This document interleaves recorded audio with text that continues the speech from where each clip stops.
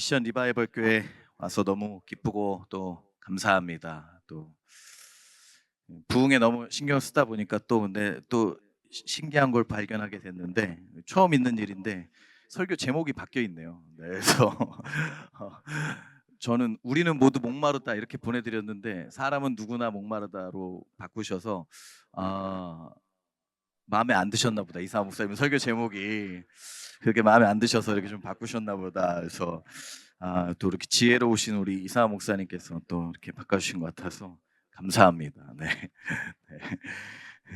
오늘은 준비는 우리는 모두 목마르다라는 설교를 준비했지만 선포되는 말씀은 사람은 누구나 목마르다라는 말씀을 선포하도록 하겠습니다. 여러분 제가 긴장한 것처럼 보이나요? 근데 그 사람들이 겉으로는 제가 긴장했는지 잘 모르는데 저만 아는 제가 긴장할 때의 느낌이 있거든요. 아까 이제 사모님한테 여쭤봤더니 저는 긴장한 거 안 한 것 같다 이렇게 하는데 저도 이제 나가면 긴장을 합니다. 근데 이제 긴장할 때 사람들이 몰라요. 저만 느끼는 현상인데 이게 뭐냐면 이제 입술이 마릅니다. 입안이 말라가지고 이게 좀 마른 소리가 나오면 저 사람 긴장하고 있구나 이렇게 알게 되거든요. 그래서 제가 항상 물을 꼭 외부 집회 나가면 많이 마십니다.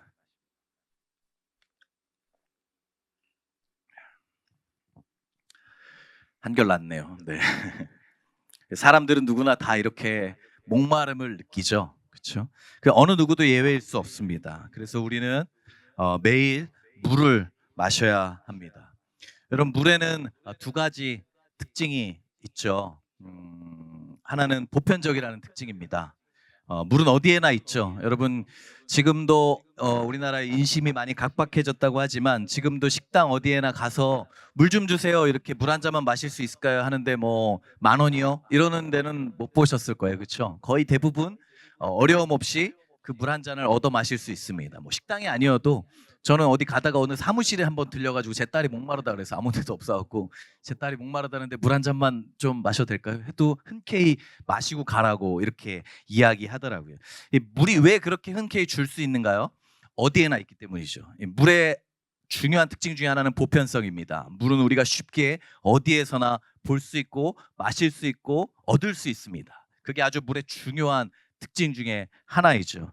또 하나의 물의 중요한 특징이 하나 있다면 그것은 절대성입니다. 여러분 물이 우리 주변에 아무리 많다 할지라도 우리 주변에 넘치고 넘치고 넘쳐서 내 옆에 가득 있다 할지라도 그 많다는 이유만으로 내가 물을 마시지 않는다면 우리는 모두 다 죽습니다. 그렇죠? 아무도 물 없이 살아갈 수 없어요. 물을 우리가 꼭 마셔야만 살 수 있죠. 그래서 물이 널려 있고 쉽게 만날 수 있다는 것이 중요한 것이 아니라 물은 우리가 반드시 마셔야 되는 것입니다. 어제 마셨다고 해서 오늘 물 마시지 않는 분들은 없을 겁니다. 물은 모두에게 필요합니다. 그래서 물은 널려 있는 게 중요한 게 아니라 내가 잘 마시고 있느냐가 너무 중요한 것이죠. 그래서 그런지 여러분 TV나 인터넷이나 이런 데에 보면 우리의 목마름을 빠르게 해결해 줄 수 있다고 광고하는 많은 음료들이 나오죠. 네. 라라라라라라라 뭐 이렇게 해서 뭐 물보다 흡수가 빠르다고도 하고 2% 부족하니까 넌 그걸 내가 채워주겠다고도 하고 다양한 여러 가지 물과 음료들 뭐 비타민이 들어가 있다고 하고 하면서 다양한 음료들의 광고들이 나옵니다. 우리가 그만큼 육체의 갈증을 많이 느끼고 필요하다는 걸 알기 때문에 사람들이 그렇게 광고하고 알려주고 사라고 하는 거겠죠. 그런데 여러분 사실 우리는 육체의 갈증만을 느끼는 것이 아닙니다. 사실 여러분 우리가 잘 알든 알지 못하든 우리의 육체뿐만 아니라 우리의 영혼도 언제나 목마름을 느껴요. 제가 예전에 어떤 목사님 책에서 읽었던 글인데요. 이 목사님 미국에서 목회하실 때 미국 성도들의 이제 이삿짐을 이렇게 도와드린 적이 있었습니다. 미국에서는 이제 유학 오거나 뭐 유학 가거나 할 때 이제 이삿짐을 이렇게 하고 라이드 해주고 이런 게 되게 중요하잖아요. 거기서도 이제 미국에서 사시던 분이 다른 집으로 이사 가게 돼서 이삿짐을 날라주려고 이렇게 날라주고 있었는데 날라주다가 다 이사했나 짐 다 날랐나 했는데 방이 하나가 남아 있다는 거예요. 그래서 여자 집사님 방이었는데 그 이 방 남아 있다고 해서 그 방문을 이삿짐을 날려고 딱 열었더니 깜짝 놀랐어요. 그 방이 옷으로 가득 차 있는데 다 상표도 뜯지 않은 새 옷이 가득 차 있는 거예요. 왜 그랬을까요? 알고 보니까 이 여자 집사님이 남편의 폭력으로 인해서 남편과 별거하는 중이었어요. 근데 아들이 하나 있었는데 그 아들은 여러 문제로 경찰서를 들락날락 하고 있었던 거예요. 경찰이 아니거든요. 근데 경찰서를 자꾸 들락날락 하고 있었던 거죠. 남편으로부터 폭력으로 인해서 남편과 좋은 관계를 맺지 못하고 아들과도 하나밖에 없는 아들과도 좋은 관계를 맺지 못하고 어려우니까 마음에 공허함이 계속 찾아오는 거예요. 어려웠던 거죠. 채워지지 않는 무언가가 있었던 거예요. 그래서 그 마음의 공허함을 채우고자 이분이 했던 해결 방법이 뭐였냐면 쇼핑이었어요. 쇼핑. 그래서 가서 옷을 사는 거예요. 입지도 않는데 옷을 사서 그 방에 채워놓고 또 마음이 공허해지면 또 쇼핑몰에 가서 입지도 않는 옷을 사서 또 채워놓고 이런 일을 반복하다가 방 하나가 가득 채워질 정도로 옷을 쌓아놓게 되었던 거죠. 왜죠? 목마르니까. 내 영혼이 목마르니까 그 목마름을 채우기 위한 그 수단으로 그걸 썼던 것이죠. 어떤 사람은 이런 식으로 쓰기도 하지만 사실 뭐 종류만 다를 뿐 우리도 마찬가지입니다. 어떤 사람은 도박으로, 어떤 사람은 게임으로, 어떤 사람은 사업의 성취나 승진으로, 어떤 사람은 관계로 이러한 목마름을 해결하려고 노력하는 사람들이 있죠. 힘들 때마다 먹을 걸 찾고 내 마음의 허함을 음식으로 채우는 사람도 많아요.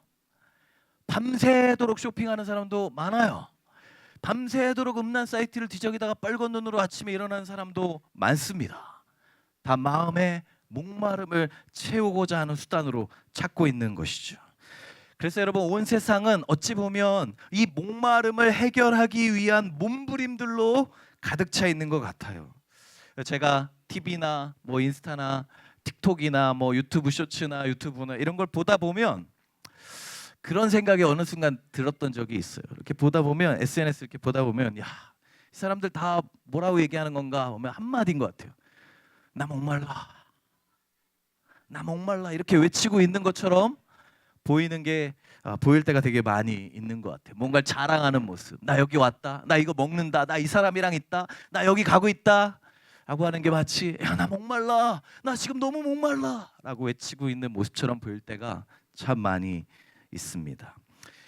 그리고 이런 모습은 사실 21세기에만 일어나고 있는 일은 아닌 것 같아요. 요즘 문명이 발달해서 잘 보이긴 하지만 이 시대에만 일어나고 있는 건 아닌 것 같아요. 어느 시대를 막론하고 일어나고 있는 일이죠. 왜냐하면요, 여러분 오늘 말씀에서도 바로 그러한 일들이 일어나고 있는 걸 우리가 볼 수 있기 때문에 그렇습니다. 여러분 오늘 말씀 우리가 읽은 요한복음 4장 말씀을 보시면 그런 목마름을 가진 한 사람이 나옵니다. 누구죠? 바로 사마리아 여인이에요. 이 여인이 우물가에서 예수님을 만나게 되었죠. 여인은 육체의 목마름 때문에 우물가에 갔습니다. 그렇죠? 물 뜨려고 간 거잖아요. 그런데 사실은 그 육체의 목마름뿐만 아니라 이 여인이 스스로 인식하지 못하고 있던 혹은 감추고 싶었던 본질적인 영혼의 목마름도 이 여인도 가지고 있었어요. 무엇에 대한 목마름이었는지는 모릅니다. 왜냐하면 성경에 나오지 않아요. 그런데 그 목마름을 해결하기 위하여 그녀가 찾은 방법이 무엇이었는지는 나옵니다. 그것은 바로 남자였어요. 아마도 뭐 추측컨대 진정한 사랑을 향한 목마름, 인정을 향한 목마름, 관계에 대한 목마름 뭐 이런 게 아니었는지 모르겠어요. 사랑받고자 하는 목마름 이런 거였는지 모르겠어요. 오늘 본문에 읽지 않았지만 본문에 읽은 다음 구절인 4장 18절 말씀을 보시면 이 여인의 남편이 몇 명인지 예수님이 물어보는 장면이 나옵니다. 너 남편을 데려오라 했더니 전 남편이 없습니다 했더니 그래 너 남편 5과 하면서 막 얘기 나오잖아요. 이 여인의 남편이 총 몇 명이죠? 성경을 좀 읽어보신 분은 아시겠지만 나오잖아요. 몇 명이죠? 예, 총 6명이죠. 과거에 5명 플러스 현재 하나 그래갖고 총 6명이 남편이 있었다고 이야기하잖아요. 이 여자는 6명의 남편을 만났던 사람이에요. 이런 사람 뭐라고 하죠? 능력자 뭐 이렇게 얘기하나요? 아니죠. 네. 우리 중에 누구도 결혼을 6번 한 사람을 능력자라고 말하지 않습니다. 그렇죠? 얼마나 사연이 기구할까? 얼마나 이 사람이 굴곡 있는 인생을 살았을까라고 생각하지. 너무 부럽다, 내 롤모델이야. 혹시 그런 분 계세요? 그런 분은 아무도 없을 거예요. 어려울 겁니다. 왜냐하면 그 과정 중에 6명의 남편을 만나는 과정 중에 있었을 법한 일들을 우리가 충분히 유추할 수 있기 때문에 그렇죠. 그런데 여러분, 이 장면에서 충격적인 사실은 우리가 이 여인에게 6명의 남편이 있었다는 사실이 아니에요. 그보다 훨씬 더 충격적인 장면이 있습니다. 그게 무슨 내용이냐면요, 이 여인이 6명의 남자와 결혼했다는 사실보다 더 안타까운 점은 그 중에 어떤 누구도, 그 어떤 남자도 이 여인의 본질적인 갈증을 해결해 주지 못했다는 거예요. 만약에 1호 남편이 해결해 줬다면 2호, 3호 만날 이유가 없었겠죠. 왜 6명이나 만난 겁니까? 1호도 아니었어, 2호도 아니야, 3호는 좀 다를까? 4호는 괜찮겠지, 5호는 좀 해결해 줄 거야 하다가 온 게 6번째 남편까지 온 거 아닙니까? 거기다 더 알 수 있어요. 어떻게 알 수 있냐면 예수님이 그 여인에게 남편을 데리고 오라고 하세요. 이후에 구절을 보면 그때 뭐라고 여인이 얘기하죠? 시비를 뚝 떼요. 여인이 뭐라고 해요? 1호요, 2호요, 3호요, 4호요, 5호요? 이렇게 묻지 않아요. 뭐라고 묻죠? 뭐라고 얘기하죠? 저는 남편이 없는데요. 이렇게. 저기 흰 옷 입은 세 자매님 반응을 너무 잘해 주셔서 너무 감사해요. 최고. 네. 잘 대답해 주시고, 제가 뭐 가져온 건 없는데, 네, 이거라도. 네. 그래서 남편이 없다고 대답해요. 왜요? 남편을 드러내고 싶지 않은 거죠. 자기의 6번이나 있었던 그 남편이 자기에게 자랑도 아니고 자기의 갈증을 본질적으로 채워주지 못했기 때문에 드러내고 싶지 않았던 거예요. 근데 예수님이 어떻게 아셨죠? 다 아시죠? 예수님 이미 인스타 다 확인하고 오시고 페이스북 다 프로필 확인하고 오셨으니까 아셨던 거죠. 그래서 예수님은 이것을 여인에게 드러내시면서 말씀하시는 거예요. 우물에, 네가 지금 찾고 있는 이 우물의 물도, 또 네가 본질적으로 남자를 통해 마시려고 했던 네 영혼의 목마름도 갈증이 해결해 주지 못한다. 이 남자도 해결해 주지 못한다라는 걸 말씀해 주고 계시기 위해서 그것을 드러내셨던 거죠. 왜 그럴까요? 여러분, 왜 6명이나 만났는데 그 갈증이 해결되지 못했던 걸까요? 여러분, 뭐 게임, 도박, 사람, 승진, 성취, 권력 이런 것들을 쥐고 돈 이런 걸 쥐는데도 불구하고 왜 우리는 계속 그걸 찾고 목마르게 되는 걸까요? 여러분, 역대 최고의 부자가 누군지 아세요? 미국의 역사상 최고의 부자는 워런 버핏이 아닙니다. 빌 게이츠도 아니에요. 일론 머스크도 아니에요. 역대 최고의 부자는 수십 년 전에 있었던 석유왕 존 록펠러라는 사람입니다. 그 사람의 재산을 현재 가치로 환산하면 지금 있는 그 어떤 부자들보다 더 많아요. 미국에 있는 29개 정도의 대학이 존 록펠러가 세운 대학입니다. 엄청나죠? 뉴욕에 있는 록펠러 센터, 뉴욕 야경을 구경하려면 엠파이어 스테이트 빌딩이나 록펠러 센터를 가잖아요. 그것도 존 록펠러가 세운 빌딩입니다. 그런데 이렇게 돈 많은 록펠러한테 누가 얘기했냐면 이렇게 얘기했어요. 당신 이미 돈 세계 최고의 부자 아닙니까? 그렇죠. 그런데 당신 얼마나 돈 지금부터 한 1,000만 불을 더 벌면 만족할 것 같습니까? 그랬더니 아니요. 잠시 생각해 보더니 그러더래요. 그럼 2,000만 불을 더 벌면 괜찮으실 것 같아요? 좀 생각해 보더니 아니요. 그러더래요. 그럼 도대체 얼마 정도를 더 벌면 만족할 수 있을 것 같습니까? 했더니 존 록펠러가 조금 생각하다 이렇게 대답했대요. 조금만 더. 여러분, 왜 우리는 이러한 것들이 우리의 본질적인 갈증을 해결해 주지 못하는 줄 아세요? 왜냐하면 우리가 다시 목마르게 되기 때문에 그렇습니다. 우리는 한 번 물 마셨다고 해서, 한 번 무언가를 채웠다고 해서 그 갈증이 사라지지 않습니다. 그래서 예수님은 13절에서 우물을 가리키면서 이렇게 말씀하신 거예요. 이 물을 마시는 사람은 다시 목마를 것이다. 자막 한번 보여주시겠어요? 네. 네. 잘 보이시죠? 네, 여기. 이 물을 마시는 사람은 다시 목마를 것이다. 그렇습니다, 여러분.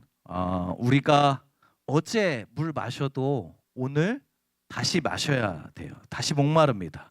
여러분, 우리가 찾고 있는 것들, 내 갈증을 해결해 줄 것이라고 믿고 있는 것들이 있잖아요. 근데 여러분, 실제로 그것들이 우리의 갈증을 해결해 주는데 도움이 될까요? 제가 경험학적으로 말씀드릴게요. 되더라고요. 도움이 됩니다. 그것은 우리를 기쁘게 하고요, 즐겁게 합니다. 근데 문제는 그것이 일시적이라는 데 있어요. 그것이 주는 즐거움의 유효 기간이 짧다는 데 있는 것이죠. 여러분, 제가 제일 좋아하는 게 있는데 그게 뭐냐면 캠핑입니다. 저는 너무 캠핑 가는 거 좋아하고 나갈 수 있을 때마다 나가는 걸 좋아해요. 근데 제가 2달 전에 쇄골을 수술하는 바람에 올해 이제 캠핑을 못 하고 있는데 나가는 걸 되게 좋아하고 캠핑하고 자연을 이렇게 하는 걸 되게 좋아합니다. 근데 제 아내가 제일 싫어하는 게 하나 있는데 캠핑입니다. 그래서 저희 집은 캠핑할 때마다 많은 타협과 대화와 딜과 뭐 거래가 막 오가고 막 이렇게 되죠. 네. 제가 캠핑을 너무 좋아해서 사고 싶었던 텐트가 하나 있었어요. 너무 사고 싶은 거예요. 근데 이것만 가지면 정말 너무 캠핑이 너무 해피할 것 같고 너무 밤에 거기서 자는 게 너무 즐거울 것 같은데, 제 아내가 그 얘기했더니 아내가 미쳤냐? 그 돈 있으면 나 맛있는 걸 사주지. 그 돈 있으면 벽 다 있는 호텔 가서 뭐 저기 펜션 가서 자지. 왜 벽도 제대로 없고 소리 다 들리는 데 가서 내가 왜 거기서 자야 되냐? 막 이렇게 막 저한테 막 엄청 핍박을 했죠. 근데 남자가, 여러분, 또 우리 남자 집사님들 잘 아시겠지만 또 남자가 마음을 품으면 또 웬만한 그 또 가져야 되잖아요, 그렇죠? 저도 그 많은 핍박과 멸시와 고난을 이겨내고 어찌해서 어떻게 막 돈도 모으고 막 이렇게 타협도 하고 해갖고 제가 구입을 했어요. 행복했을까요? 너무 행복하더라고요. 너무 행복해서 제가 교회 본당이, 저희 교회 본당도 요만한데 교회 본당 의자 다 치우고 여기다 텐트 한번 쳐보고 막 그 캠핑도 막 이렇게 가고 막 이렇게 너무 좋더라고요. 얼마나 행복했을까요? 딱 일주일 가더라고요. 지금 그 텐트 제가 산지 한 10개월 됐거든요. 창고에 있습니다. 2번 쳤어요. 또 갈 거예요. 딱 일주일 가더라고요, 여러분. 여러분, 새 차 바꿔보신 분 있으시죠? 사보신 분 있으시죠? 기쁘잖아요. 너무 행복하잖아요. 막 뭐 티끌 있나 묻었나 막 이렇게 살펴보고 닦고 막 이러잖아요. 근데 얼마나 그러시나요? 1년 가나요? 만약에 여러분 10년 지났는데도 나는 차문을 열 때마다 가슴이 벌렁벌렁거려, 만약에 이러고 있다면 여러분 어떻게 됩니까? 병원 가야죠. 그런 사람 정상이 아니니까. 새 집을 사면 좋아요, 기뻐요, 잠도 안 하고 막 뛸 듯이 막 날아갈 것 같아요. 얼마나요? 1달 갑니까? 2달 가나요? 10년째 나는 집 문을 열 때마다 너무 설렌다. 그런 사람은 없습니다. 왜요? 유효기간이 짧기 때문에 그런 것이죠. 여러분, 물건만 그런 게 아닙니다. 사람도 마찬가지입니다. 결혼하기 전에는 막 그렇게 내 마음을 잘 헤아려줘서 이 남자라면 내가 평생을 함께해도 괜찮을 것 같다, 이래서 결혼했는데 뭐 살아가다 보면 이 남자가 진짜 내가 알던 그 남자 맞나? 결혼하기 전에 그 놈이 맞나? 막 이렇게 생각될 때가 있잖아요. 우리 집사님 작년에 왔더니 그때 막 따로 앉으셔갖고 싸웠다고 막 그러셨는데 오늘 안 싸우셨나 보네요. 잘 앉으신 거 보니까 한 칸 정도만 이렇게 관계가 좀 그런 것 같은데, 이거 제가 억지로 알아낸 게 아니라 그때 오픈하셨으니까 제가 오픈하는 겁니다. 괜찮죠? 네네. 원래 그렇잖아요. 저 여자가 내가 알던 저 여자 맞나? 저 남자가 내가 알던 저 남자 맞나? 근데 뭐 집사님들만 그런 게 아니라 사실 여기 있는 사람들이 다 웃으면서 앉아 있지만 우리 다 그런 일을 겪잖아요. 그렇죠? 제가 얼마 전에 주일 사역을 마치고 차를 타고 이제 사역 다 마치고 가고 있는데 제 아내가 옆에 타고 돌아가고 있는데 아내가 그날따라 좀 사역이 힘들었나 봐요. 여러 가지 이제 사역의 어려움들, 불만들을 막 이렇게 가면서 토로하더라고요. 근데 제가 얘기 듣다가 하나님이 마음에 감동을 주시는 거예요. 그래서 굉장히 지혜로운 대답이 막 떠올랐어요. 그래서 성경적이고 복음적인 이런 관점이 떠올라서 잘 이야기를 해줬어요. 분위기 뭐죠? 잘 이야기해 준 다음에 되게 잘 얘기해 줬다, 스스로 이렇게 만족하고 있는데 아내가 제 얼굴을 보면서 이 거룩한 확신에 찬 눈빛으로 저를 보면서 저한테 이렇게 말하는 거예요. 제 아내가 저랑 7살 차이거든요. 저보다 7살 어린데 저를 쳐다보면서 그때 이렇게 얘기하더라고요. 야, 내가 공감 먼저 하랬지. 또 이렇게 하더라고요. 그래서 제 아내 열받으면 저한테 야라고 하거든요. 네. 지금도 종종 듣습니다. 네. 저도 제 아내를 만족시켜주지 못해요. 제가 결혼하고 나서 제일 많이 들었던 게 결혼 전에 그렇게 공감을 잘해주더니 그 인간 어디 갔나 뭐 이러면서 저한테 많이 얘기합니다. 근데 마찬가지예요. 저도 죄송하지만 우리 집사님도 여기 있는 누구도 만족시켜 줄 수 없습니다. 잠깐은 주는 것처럼 속일 수 있지만, 잠깐은 그 즐거움을 줄 수 있지만, 누구도 무엇도 마찬가지예요.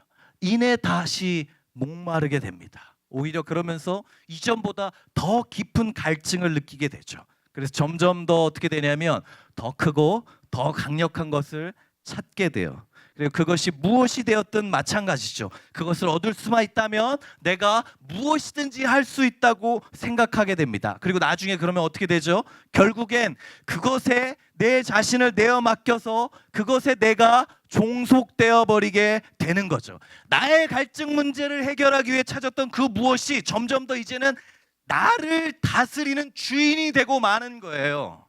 여러분, 알코올 중독자 처음에 나는 알코올 중독자가 되기 위한 역사적 사명을 가지고 이 땅에 태어났다 하면서 알코올 중독 시작하는 사람 본 적 있으세요? 없어요. 처음에 어떻게 시작합니까? 한 잔만. 이게 나의 외로움을 달래주니까, 이게 나에게 잠깐의 즐거움을 주니까 한 잔만. 다음 날은 두 잔만, 다음 날은 한 병만, 두 병만, 세 병만. 나중에 어떻게 됩니까? 집에 냉장고에 술이 없으면 불안해서 견딜 수 없는 상태가 되게 되는 거죠. 그때는 이제 어떻게 된 거예요? 내가 술을 즐거움으로 찾는 것이 아니라 술이 나를 다스리고 있는 상태가 되는 겁니다. 여러분, 그걸 다른 말로 우리는 우상이라고 이야기하죠. 그래서 여러분, 이 여인처럼 이 남자 좀 만나면 괜찮을까? 얘는 좀 다를 거야? 막 근데 좀 지나면 얘도 별거 없어. 또 다른 남자를 찾으면서 이번에 진짜 이런 일들이 벌어졌던 거예요. 그래서 이 여인이 6명의 남자를 만났던 이유입니다. 여러분, 저는 이 사마리아 여인과 같은 여인을 실제로 만난 적이 있어요. 제 목양했던 자매 중에 하나가 그렇게 환승연애를 좋아했어요. 잘했어요. 저는 TV 프로 환승연애가 나오기 전부터 환승연애가 실제적으로 벌어지는 현장을 몇 년간 목격을 했습니다. 근데 뭐 그건 좋아. 뭐 연애가 필요하고 관계에 목마르니까 그럴 수 있는데, 제가 너무 힘든 게 뭐였냐면 자꾸 남자친구가 바뀔 때마다 저를 소개시켜준다는 거예요. 그래가지고 자꾸 밥 먹자고, 뭐 차 마시자고 이렇게 가는데, 이게 몇 번은 괜찮은데 왜 제가 곤욕이었냐면, 제가 이름을 실수해서 헷갈릴까봐 이게 긴장이 되는 거. 한 4번째 지나고 나서부터 보니까 이게 이름이 경석이랬나 경수랬나 막 이렇게 헷갈릴까봐, 그때 저번에 직업이 뭐라 아닌데요. 뭐 이러면 이제 제가 너무 그렇잖아요. 그래서 너무 힘들더라고요. 그래서 어느 순간에 이제 막 하다가 제가 또 남자친구가 생겼다고 이제 같이 저녁을 먹자고 하는데, 제가 그때 표정 관리가 좀 안 됐나 봐요. 이게 좀 이렇게 흔쾌히 즐겁기가 안 나왔나 봐요. 그랬더니 그 자매가 저한테, 목사님 이번엔 달라요. 얘는 진짜 괜찮아요. 얘 진짜 착한 애예요. 이렇게 얘기하고 있더라고요.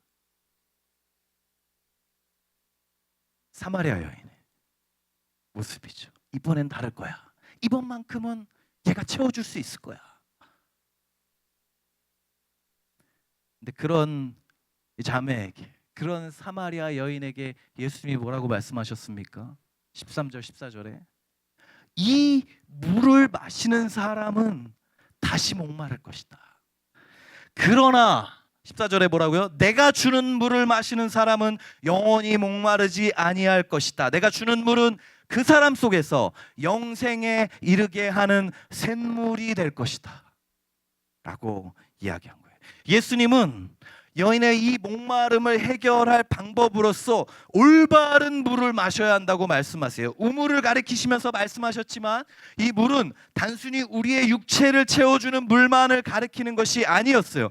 그 여인의 영혼의 본질적인 목마름을 해결하는 수단으로서의 남자 혹은 다른 무언가를 여전히 찾는다 할지라도, 그것이 여인을 온전히 채워주지 못하고 다시 목마르게 할 것이라고 말씀하시는 겁니다.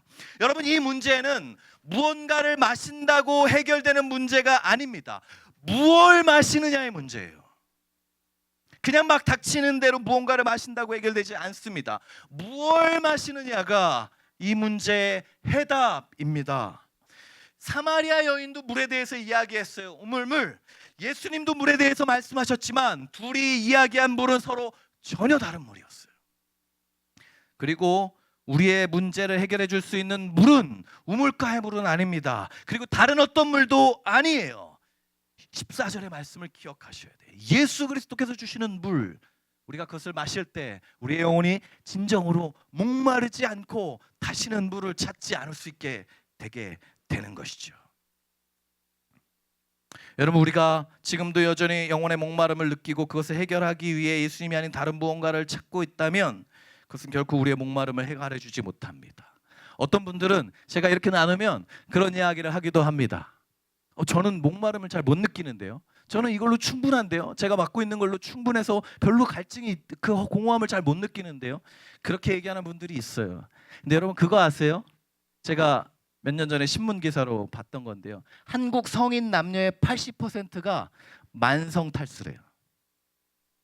그래서 물을 마십니다. 한국 성인 남녀, 여기도 80%가 평균적으로 만성 탈수를 겪고 있다는 거예요. 근데 놀라운 건요, 만성 탈수는 자기가 목마른지도 모르면서 탈수 현상을 겪는 거예요. 왜 그런지 아십니까? 물이 아닌 다른 거를 마시고 있기 때문에. 내가 음료수 탄산 마시니까 괜찮다고, 커피 마시니까 이것도 액체니까 마시니까 괜찮다고 생각하면서 물 마셨으니까 괜찮다고 생각하는데 우리 몸은 사실 그렇지 않다는 거예요. 그게 온전한 물로서 받아들이지 못하는 거예요. 그러니까 우리가 마시면서 그것도 괜찮다고 생각하지만 사실 우리의 몸은 목말라 가고 있는 것이죠. 탈수 현상을 겪고 있는 것이죠. 여러분, 현재 우리의 모습이 이렇습니다. 내가 다른 걸 찾고 조금 먹으니까, 다른 거 좀 맛보니까, 내가 찾고 있는 무언가 좀 맛보니까 괜찮다고 생각하지만 아니에요. 영혼의 만성 탈수를 겪고 있는 건지도 모릅니다. 제가 만난 대부분의 사람들, 많은 사람들이 실제로 그런 일들을 많이 겪었습니다. 그리고 오히려 조금만 더 시간이 지나면 그것을 발견하게 돼요. 아, 이게 나를 온전히 채워주지 못하는구나. 그리고 더욱더 목마르게 될 거예요. 여러분, 제가 여기서 이렇게 막 목소리 핏대를 세우면서 막 이렇게, 제가 오늘 목사님께 초반에 작년에 좀 열심히 떠들었으니까 오늘 좀 차분하게 하겠다고 했는데 사과드립니다. 네. 제가 이렇게 여기서 열심히 핏대 세우면서 말하니까 저는 좀 다른 사람인 것 같이 느껴질 수도 있겠지만 여러분, 그건 속는 겁니다. 저도 똑같은 사람입니다. 이건 저도 예외가 아닙니다. 할까 말까 이렇게 망설여지는데 제 얘기를 좀 해볼까요? 네. 고마워. 제게도 목마름이 있었어요. 저는 인정의 목마름이 있었습니다. 저는 어린 시절에 부모님이 저에게 뭐 칭찬해 주시거나 이런 뭘 잘했다는 소리를 한 번도 들어본 적도 없고, 뭐 사랑한다 이런 얘기도 들어본 적이 한 번도 없었기 때문에 저는 누군가에게 뭘 잘한다, 또 잘했다 이런 이야기를 듣고자 하는 그 인정의 목마름이 저한테 늘 있었어요. 그리고 이제 그것을 해결하고자 했죠. 그것을 해결하기 위해서 제가 선택한 것이 무엇이었냐면 목회였어요. 제 해결의 수단으로 저는 목회를 선택한 거죠. 제가 2018년 1월에 개척했거든요. 한 7년 차를 지금 달리고 있는데, 처음 이제 성도 3명이랑 형제 자매였고 3명, 청년 3명이랑 개척을 했는데 3개월 만에 2명이 돌아갔어요. 3명 중에 한 명은 이제 부모님이 반대하셨어요. 개척교회 다니지 말라고 이렇게 반대하셔서 돌아가고, 한 명은 형제였는데 자매 많은 곳을 찾아 이제 돌아갔고, 네, 그랬죠. 그러다 보니까 이제 교회 사람이 많이 없다 보니까 제 안에 제 여러 가지 마음들이 막 이렇게 올라오기 시작하는 거예요. 성도가 한 명이라도 더 오면 어떻게 되냐면 마음이 너무 좋은 거예요. 행복한 거예요. 됐어, 이제 좀 있으면 건축해야지. 막 3명 앉았는데 막 건축해야지, 이사 가야지. 처음에 저희가 이제 카페를 대관해서 4년간을 그냥 장소 없이 주일만 거길 대관해서 예배를 드렸었거든요. 뭐 거기 드리다 보니까 뭐 이제 장소도 구하고 막 이러는 거예요. 근데 한 명만 안 나오면, 한 명만 덜 나오면 난 쓰레기야. 난 성공할 수 있는 목회자가 아니야. 난 능력 없는 목회자야. 난 별로야. 나 같은 게 어떻게 목회로 성공할 수 있겠어. 이런 마음이 성도 한 사람이 오고 안 오고에 따라 달라지는 거예요. 왜요? 제가 제 인정의 수단을 목회로 삼았던 거예요. 그 성도의 숫자로 삼았던 것이죠. 그러니까 제가 한 명이라도 더 오면 좋고, 한 명이라도 떨어지면 난 쓰레기고 인정받지 못하고 쓸모없는 인간이라고 느껴지게 되는 것이죠. 성도를 제 목회 성공을 위한 수단으로 전락해서 사용하고 있었던 것이죠. 매주일이니까 롤러코스터죠. 언제 좋았다가, 언제는 쓰레기가 됐다가, 언제는 너무 행복했다가, 언제는 지옥 끝에 갔다가, 언제는 막 대형교회 목사 부럽지 않았다. 이런 일들이 계속 발생하게 됐던 거예요. 근데 여러분, 이렇게 해서 한 달, 두 달, 3개월 정도가 지나고 나니까 놀라운 일이 발생됐는데, 어떤 일이 생겼냐면요, 제가 목사잖아요. 근데 제가 주일이 두려운 거예요. 제 주일이 싫더라고요. 토요일만 되면 마음이 너무 불안한 거예요. 싫은 거예요. 내일 누구 안 나오면 어떡하지? 내일 누구 아프면 어떡하지? 걔는 3주에 한 번씩 아픈 것 같던데, 걔는 일정이 있으면 어떡하지? 이런 마음에 막 불안해서 견딜 수 없는 거예요. 예배 드리는 게 기뻐야 되고 주님을 만나는 게 즐거워야 되는 게 주일인데, 제가 집에서 그때는 이제 사무실이 없었으니까 제 작은 방을 이제 사무실처럼 저희 집 작은 방을 쓰고 있었는데, 토요일 날 설교를 준비하고 있는데 거기 앉아 있는 제가 너무 싫고 두려운 거예요. 괴로운 거예요. 그래서 혼자서 설교를 준비하던 어느 날, 그 마음이 너무 두렵고 괴로우니까 어느 날 개척한 지 한 3개월쯤 됐을 때 제가 설교 준비를 다 치우고 무릎 꿇고 기도하기 시작했어요. 그때 제가 어떻게 기도했냐면 이렇게 기도했어요. 주님, 내일 우리 교회 성도 모두 다 잘 나오게 해주세요. 제가 이렇게 기도했어요. 이게 무슨 기도입니까, 여러분? 이거 누굴 위한 기도죠? 그냥 날 위한 기도였던 거예요. 그 성도를 위한 기도가 아니었어요. 그거는 그냥 내가 괜찮으려고, 내 마음이 괜찮아지기 위해서 성도를 사용해서 나를 위한 기도를 했던 거죠. 근데 그날에 제가 그렇게 기도하고 있는데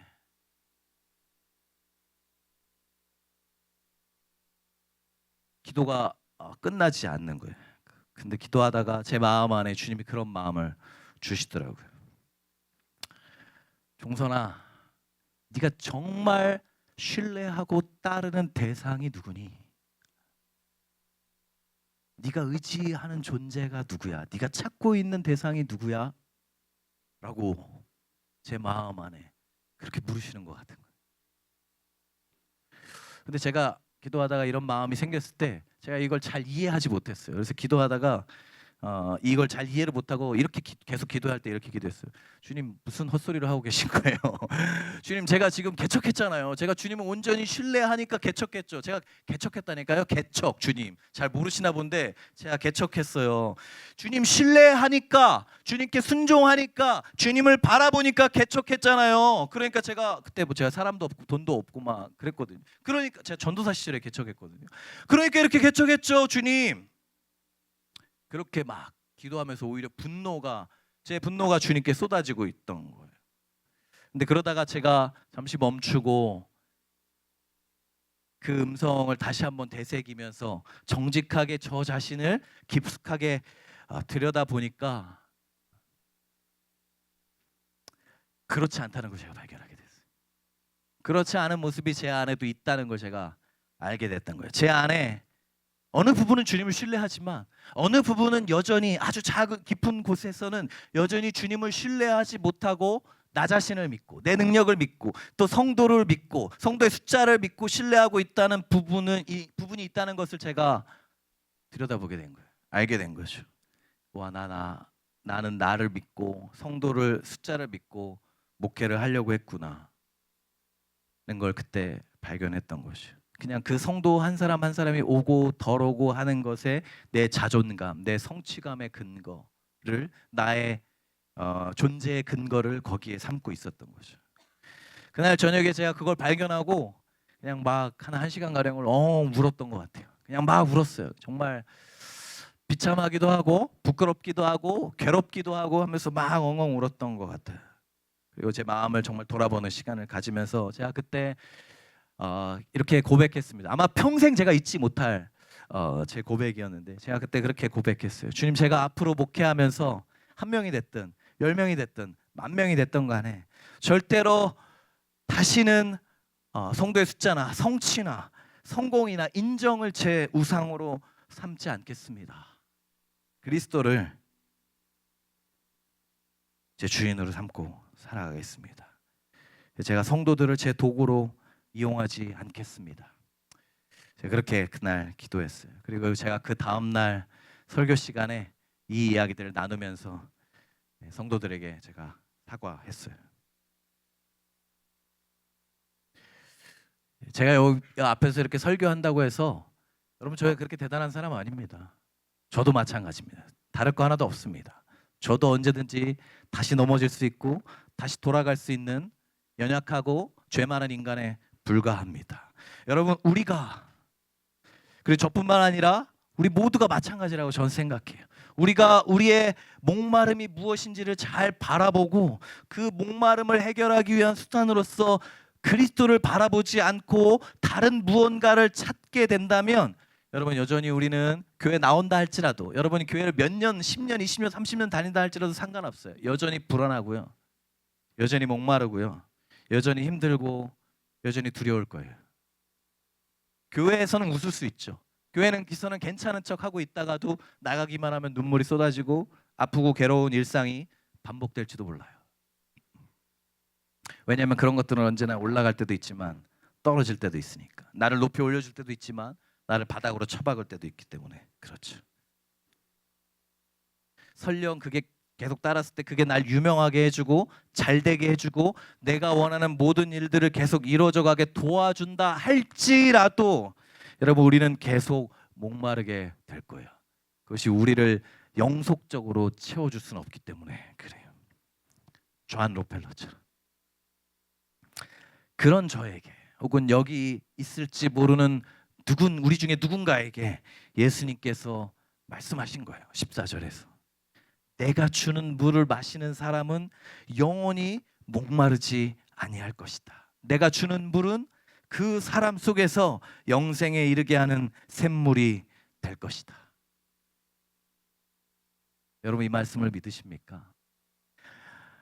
우리가 이 목마름에서 벗어날 수 있는 길은 이 말씀이 진짜 내 말씀이 될 때예요. 목사님이 저 말씀하시니까 오늘 설교 말씀 재밌네, 즐겁네, 부부싸움한 얘기도 해주시고 재밌네. 그렇게 그치게 된다면 여러분 이 설교를 100번 들어도 죄송하지만 아무 의미 없습니다. 이 말씀이 내 말씀 될 때 예수 그리스도가 진정한 나의 생수 되시길 원합니다. 그리고 제가 주님을 정말 내 삶의 주인으로 내가 바라보고 힘들고 외로울 때마다 바라봐야 할 대상으로 삼겠습니다 라는 고백이 내 것이 될 때 그런 일이 일어날 거라고 저는 믿습니다. 그 말씀을 예수님이 사마리아 여인에게 주신 것이죠. 우리 주님 너무 좋지 않나요? 너무 멋지지 않나요? 너무 감사하죠. 저는 이 말씀을 묵상하는데 너무 감사하더라고요. 예수님이 사마리아 여인에게 찾아가셔서 이 말씀을 주신 것, 먼저 말을 거시고 말해주신 것 너무 감사하더라고요. 그런데 여러분 그거보다 훨씬 더 감사한 것이 있습니다. 그게 뭔지 아세요? 그것은 우리가 이 물을 찾기 위해서 이 영원히 목마르지 않는 물을 찾기 위해서 명산약수를 찾든 산 넘고 물 건너 바다 건너서 헤맬 필요가 없다는 거예요. 왜냐하면 우리가 찾아 헤맬 필요 없이 그분이 우리에게 먼저 오셨기 때문이죠. 저는 이게 더 감사합니다. 사마리아 여인을 위해서 여러분 유대인이라면 이 사마리아 땅에 가지 않아요. 오늘 이 말씀을 보시면 요한복음 4장의 이 장소의 배경은 사마리아입니다. 예루살렘이 여기 있고요. 나사렛이 여기 있어요. 그러면 여기 3분의 한 2지점 중에 사마리아가 있습니다. 직선으로 있습니다. 그래서 유대인들이 예루살렘에서 나사렛을 가려면 이렇게 가면 제일 빨라요. 직선으로 가면. 그렇죠? 그런데 유대인 중에 누구도 그렇게 가지 않습니다. 이쪽으로 돌아가거나 이쪽으로 돌아가요. 왜냐하면요. 유대인들에게 사마리아인들은 혐오의 대상이에요. 증오의 대상입니다. 거룩함을 유지하지 못했던 혼혈 민족들, 그래서 하나님의 뜻을 저버린 민족들이라고 생각하기 때문에 그들과 말을 섞는 것, 사마리아 땅을 밟는 것, 이것 자체가 굉장히 모욕적이고 혐오스러운 일입니다. 그래서 유대인들은 멀리 가더라도 늘 나사렛 땅을 갈 때 돌아서 갑니다. 누구도 그들에게 말을 걸지 않고 그들의 땅에 가지 않아요. 그래서 예수님이 이 사마리아 여인에게 말을 걸었을 때 여인이 했던 말이 뭡니까? 당신 유대인인데 왜 나한테 말 거십니까? 라고 했던 이유가 바로 거기에 있습니다. 그런데 예수님은 그 땅에 가신 거예요. 그리고 그 여인에게 먼저 말을 거십니다. 왜 유대인들은 가지 않는 그 땅에 왜 예수님이 이곳에 가셔서 만난 사람은 사마리아 여인밖에 없어요? 왜 그럼 그 땅에 가신 겁니까? 이 여인을 만나기 위해서 일부러 이 땅에 가신 거예요. 이 한 영혼을 구원하기 위해서. 이 영혼이 목마르지 않는 생수를 발견하지 못하고 여섯 번째 남자를 찾아가 헤매고 있는 그 여인 한 사람을 구원해 주기 위해서 예수님이 그 수십 리를 걸어서 이 여인에게 가신 것이죠. 그런데 여러분, 놀라운 것은 뭔지 아세요? 이 일이 이 여인에게만 일어난 것이 아니에요. 예수님이 사마리아의 땅에는 수십 리를 수십 킬로를 걸어서 가셨지만 더 놀라운 것은 수억 광년을 넘어서서 우리 한 사람을 구원하기 위해서 예수님이 하나님의 옷을 벗고 인간의 몸으로 이 땅에 오셨다는 거예요. 왜요? 나를 구원하기 위해서. 왜요? 나에게 영원히 목마르지 않는 이 생수를 주기 원하셨어. 네가 나한테 오지 못하니까 내가 갈게. 내가 너 있는 곳으로 갈 거야. 그게 좀 아파도 힘들어도 내가 경험하지 못한 것이랄지라도 내가 너를 위해 기꺼이 할 거야. 그게 예수님이 우리 위해 하신 일입니다. 그리고 이 땅에 오셔서 뭘 하셨습니까? 33년간의 공생애를 사시고 십자가에 달리시고 죽으셨습니다. 그리고 3일 만에 부활하심으로써 우리의 영원한 목마름의 문제를 대속하심으로 해결하셨죠. 근데 놀라고 이상한 장면이 있어요. 여러분, 요한복음 19장 28절을 보시면 예수님이 십자가에서 하신 가상칠언의 한마디 말씀이 나오는데 거기서 뭐라고 말씀하시죠? 예수님이 19장 28절에서 내가 목마르다 이렇게 말씀하세요. 여러분, 이 말씀 너무 이상한 말씀이에요. 조금 주의 깊게 읽는다면 이상한 말씀이에요. 왜요? 사마리아 여인에게 예수님 뭐라고 했죠? 나를 마시면, 내가 주는 물을 마시면 영원히 목마르지 않을 거라고 얘기했잖아요. 다른 본문을 보면 명절 끝날에 예수님 뭐라고 하시냐면 누구든지 목마른 자는 내게 와서 마시라고, 나에게서 생수가 강같이 흘러나올 거라고 얘기했잖아요. 본인이 생수라고 하셨는데 아니 생수의 근원이 마릅니까? 이상하잖아요. 근데 예수님 십자가에서 뭐라고 하십니까? 내가 목마르다라고 말씀하신 거예요. 여러분, 이걸 어떻게 해석해야 됩니까? 영원히 목마르지 않을 거라고 하셨던 그분께서 목마름을 느끼셨던 걸 어떻게 바라봐야 됩니까? 왜 그런 거죠? 예수님이 뻥치신 거예요. 야, 그때는 그때고 내가 매달려 보니까 이게 장난이 아니다. 여기서 목이 좀 마르긴 하네. 이 얘기를 하시는 겁니까? 아니에요. 우리 때문이었습니다. 그분은 십자가를 통해서 우리에게 영원히 목마르지 않는 생수를 주시고 되어주셨고 우리가 가지고 있던 갈증을 대신 가져가 주신 것이죠. 여러분, 제가 오늘 여기 오다가 1시간 정도 걸리던데 오다가 교통사고를 냈습니다. 서울 지리가 초행이 잘 많이 안 와서 차가 서 있는데 제가 갖다 박았어요. 신호 멈춰 있는데 제가 못 보고 갖다 박았어요. 100% 다 제 잘못이죠. 차 멈춰 있는데 박았으니까. 근데 차를 내려서 보니까 차가 람보르기니더라고요. 그래서 수리비가 얼마인지 이렇게 계산해 보니까 수리비가 2억이래요. 100% 다 제 잘못입니다. 그런데 여러분, 지어낸 얘기, 실제가 아니고, 네. 그런 일이 있다고 해보자고요. 네.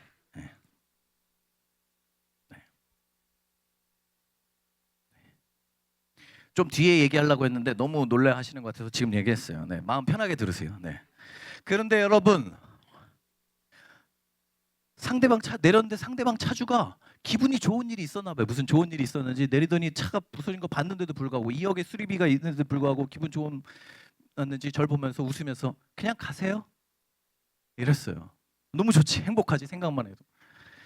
근데 여러분, 그러면 너무 좋은데 한번 이걸 논리적으로 생각해 봅시다. 그럼 어떤 일이 벌어지는 겁니까? 원래 2억의 수리비는 누가 물어야 됩니까? 누구의 책임이죠? 제 책임입니다. 아무런 잘못 없으면 누구 것이죠? 그 람보르기니 차주가 가지고 있던 것입니다. 근데 그 차주가 내려서 저한테 그냥 가세요 라고 말하는 순간 어떤 일이 일어납니까? 그 2억의 차 수리비는 누가 감당해야 되는 겁니까? 차주가 가지고 가는 겁니다. 그리고 차주가 가지고 있던 잘못 없으면 누구의 것이 되는 겁니까? 제 것이 되는 것이죠. 그래서 저는 그냥 가도 되는 거예요. 그리고 그 2억의 수리비는 누가 무는 겁니까? 그 주인이 가져가서 카센터에 가든 보험을 처리하든 그 2억 원의 수리비를 물어서 그 차를 수리해야 되는 것이죠. 어떤 일이 일어난 겁니까? 교환이 일어난 거예요. 이해가 되세요, 여러분? 그게 십자가에서 일어난 일입니다. 예수님이 가지고 있던 생수가, 예수님이 대가를 지불하심으로 말미암아 영원히 목마르지 않는 생수가 우리에게로 왔습니다. 그러면서 우리가 가지고 있던 늘 목마르던 그 목마름이 어디에 간 것입니까? 예수님이 가져가신 거예요. 그래서 예수님이 십자가에서 뭐라고 하신 겁니까? 내가 목마르다. 여러분 19장 28절에서 하셨던 내가 목마르다는 이 말씀은 단순히 예수님이 육체적인 갈증만을 표현한 것이 아니라 그분이 짊어지셔야 했던 모든 인류의 영혼의 목마름을 표현하고 계신 거예요. 그 교환, 이것을 대속이라고 합니다. 이 교환이 일어나게 된 것이죠. 여러분, 그렇기 때문에 우리의 갈증의 문제를 해결하신 이 예수 그리스도가 우리의 삶에 들어오시게 된다면, 내가 이 예수 그리스도를 나의 삶의 주인으로 초대해서 그분이 정말 이 말씀을 정말 내가 아멘으로 받고 내 말씀으로 정말 살아가게 된다면, 그분이 나의 삶의 주인 되실 때, 우리가 찾고 마시는 생수가 되실 때 우리 안에 있는 근원적이고 본질적인 목마름은 마침내 멈출 수 있게 되는 거예요. 더 이상 무언가를 찾아 헤맬 수 없게 되는 것이, 헤매는 것을 멈추게 되는 것이죠. 여러분, 지금도 수많은 사람들이 이 생수를 찾아 헤매고 있습니다. 그러나 어디에 이 생수가 있는지 모르는 사람들이 너무나 많아요.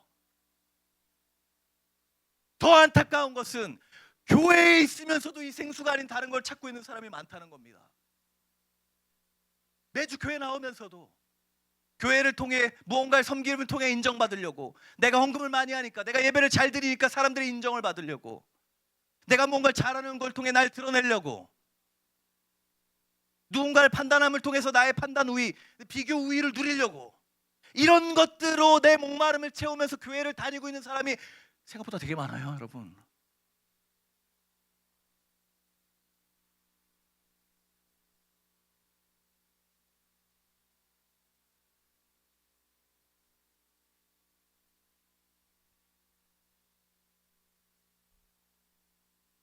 그들에게 우리가 주어야 할 것이 무엇입니까? 내 주변에 교회를 다니든 다니지 않든 그렇게 목말라 하는 사람에게 주어야 할 것이 있다면 뭡니까? 예수님이 주신 이 생수 아니겠습니까? 사랑하는 여러분, 우리 미션 리바이벌 교회가 저는 볼 때마다 계속적으로 이렇게 부흥하고 있는 것 같아서 너무 마음이 좋습니다. 복음이 주는 해갈이 뭘까요, 여러분? 복음이 주는 기쁨이 뭐예요? 우리 늘 복음 얘기 많이 하잖아요. 아마 여기서 우리 이상한 목사님 성격에 복음 엄청 얘기하실 것 같은데, 복음이 주는 게 뭡니까? 복음이 뭐예요? 사람들이 저한테 복음이 뭐예요, 목사님? 이렇게 질문할 때마다 제가 이 대답을 할 때도 있고 안 할 때도 있지만 머릿속에는 늘 떠오르는 찬양 가사 하나가 있어요. 전 복음이 뭡니까 할 때 이게 정말 저를 복음을, 제가 안 복음을 잘 요약해 주는 거라고 저는 생각합니다. 이런 가사예요. 근데 이걸 제가 여러 교회에서 불렀는데 부르면 이게 좀 고민이 되더라고요. 아는 지체들이 있으면 은혜가 되는데 뭐야 이러면 굉장히 세대 차이 느껴가지고 제가 한번 청년부 수련회에서 이거 불렀다가 뭐야 이렇게 다 쳐다봐가지고. 저는 복음이 뭐냐고 질문할 때마다 그래도 이 찬양 가사가 떠오르니까. 네. 세상 사람 날 부러워 아니하여도 나도 이제 세상 사람 부럽지 않네. 괜히 불렀네요. 네.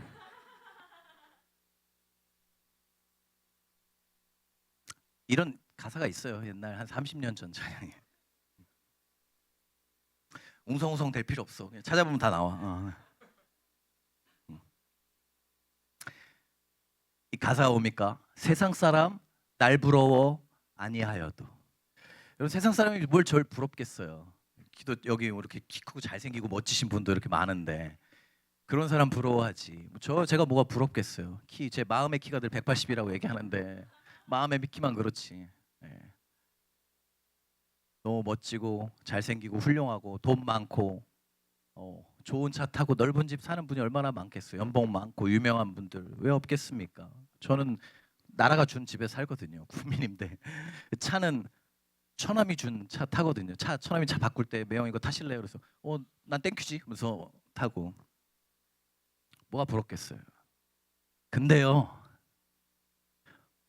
복음이 있으니까 그 다음 구절이 제게 되더라고요. 나도 이제 세상 사람 부럽지 않네. 어떤 목사님이 그 소록도 나병 환자촌에서 예배를 드리는데 그 나병 환자들이 특송을 하는데 이 찬양을 하더래요. 세상 사람 날 부러워 아니하여도 나도 이제 세상 사람 부럽지 않네. 나병 환자들이, 한센병 환자들이 이 찬양을 하더래요. 세상 사람 부럽지 않다고. 어떻게 나병 환자들이, 한센병 환자들이 세상 사람이 부럽지 않을 수 있습니까? 그것은 예수 그리스도가 우리 안에 계실 때, 영원히 목마르지 않는 생수 되시는 주님이 우리 안에 있을 때, 저처럼 별 볼 일 없는 사람이 목마르지 않고 부러워서 사람들을 찾아 헤매지 않을 수 있는 이유가 뭡니까? 예수 그리스도가 나를 채워줘서, 예수님이 나에게 주시는 그 생수가 너무 달콤해서, 너무 좋아서 더 이상 사람들이 쫓는 저걸 쫓지 않아도, 더 이상 사람들이 그렇게 찾아 헤매고 줄 서 있는 저걸 줄 서지 않아도 부럽지 않고 만족한다고 말할 수 있는 것이죠. 여러분, 부럽지 않다는 말이 무슨 뜻일까요? 바꿔 말하면 목마르지 않다는 뜻 아니겠습니까? 그것이 바로 예수님이 우리에게 주시고자 하는 것입니다. 제가 어느 날 시편 23편을 묵상하다가 최근에 그런 마음이 들더라고요. 그 맨땅에 헤딩이란 말 아세요? 개척할 때 이제 저 같은 사람, 우리 이상한 목사님 같은 사람 맨땅에 헤딩이라고 이렇게 얘기하는데, 이상한 목사님 줄여서 MH라고 많이 해요. 그죠? MH, 맨땅 M, 헤딩 H, 그래서 MH라고 하는데, 내가 묵상하다가 시편 23편을 묵상하다가 제가 이렇게 고백했어요. 주님, 저는 한 번도 주님이 저를 맨땅에 데려놓으신 적이 없습니다. 제가 목회하는 곳은 맨땅 아닙니다. 주님은 저를 푸른 초장, 쉴 만한 물가로 데려다 놓으신 겁니다. 사람들이 볼 땐 맨땅일지 몰라도 주님이 저를 데려놓다 놓은 곳이 여기라면 여기는 푸른 초장, 쉴 만한 물가입니다. 주님, 저를 한 번도 헤딩하게 하신 적 없습니다. 주님은 언제나 저를 지팡이와 막대기로 인도하십니다. 사람들이 볼 때는 헤딩하는 것처럼 보인다 할지라도 주님이 저를 여기로 인도하셨다면 이건 헤딩 아닙니다. 주님이 인도하시는 지팡이와 막대기입니다. 그 고백이 제 안에 나오더라고요. 너무 감사했습니다. 여러분, 예배가 뭡니까? 왜 여러분 여기 앉아 계세요? 예배는 바로 이 예수님을 만나는 자리 아니겠습니까? 저는 그냥 설교 한 편 하고 지나갈 사람이에요. 저를 보실 필요 아무것도 없고 오직 예수님을 기억하셨으면 좋겠습니다. 영원한 생수 되시는 주님을 만나는 시간들 되었으면 좋겠습니다. 여러분의 갈증이 무엇이든 간에 그것을 내어 맡기시고 이 자리를 통해 여기 앉아 계신 모든 분들이 생수 되시는 예수님을 받아 마셨으면 좋겠습니다. 예수 그리스도를 통해서 이 목마름들이 해결되어지는 역사가 일어나길 진심으로 축복하며 소망합니다. 아멘.